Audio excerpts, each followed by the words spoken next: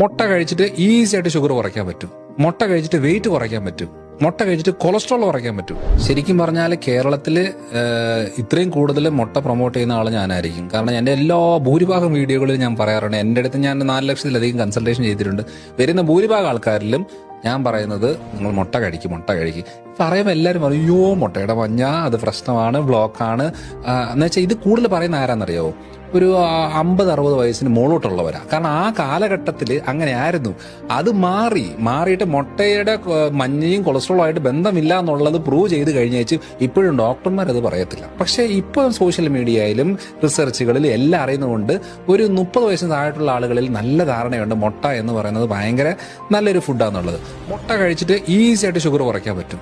മുട്ട കഴിച്ചിട്ട് വെയിറ്റ് കുറയ്ക്കാൻ പറ്റും. മുട്ട കഴിച്ചിട്ട് കൊളസ്ട്രോൾ കുറയ്ക്കാൻ പറ്റും. എന്തായാലും രണ്ടാഴ്ച കൊണ്ട് നിങ്ങളൊന്നും മരിക്കാനൊന്നും പോകുന്നില്ല. എക്സ്പെരിമെന്റ് ചെയ്യും. ഇത്രയും മുട്ട കഴിച്ചിട്ട് കൂടുന്നുണ്ടോ? കഴിക്കണ്ട. കൂടുന്നില്ലേ? ഡെയിലി കഴിക്ക്. നല്ല ഫുഡാണ്. പക്ഷെ അതിന്റെ കൂടെ ഉള്ള ചോറും കപ്പയെല്ലാം കഴിച്ചുകൊണ്ടിരുന്നു കഴിഞ്ഞാൽ, മധുരവും ബേക്കറി എല്ലാം കഴിച്ചുകൊണ്ടിരുന്ന കൊളസ്ട്രോൾ കൂടും. അതുകൊണ്ട് ആ മുട്ടയുടെ മഞ്ഞ ഒരിക്കലും നമ്മുടെ ശരീരത്തിൽ കൊളസ്ട്രോൾ കൂട്ടുന്നില്ല. ഇനി അങ്ങനെ കൂട്ടുന്നതിന്റെ കാര്യങ്ങൾ ചില ആളുകളിൽ കാണും. അതൊരു 1 or 2% ആയിരിക്കും. അവർ മാത്രം കഴിക്കാതിരുന്നാൽ മതി. ബാക്കി എല്ലാവരും കഴിക്കട്ടെ. കഴിച്ചാൽ അതിനനുസരിച്ച് ബെനിഫിറ്റ് കിട്ടും. എനിക്ക് മുട്ട ബിസിനസ് ഒന്നുമില്ല, എന്നാലും എല്ലാവരും കഴിക്കുക. നല്ല സാധനമാണ്.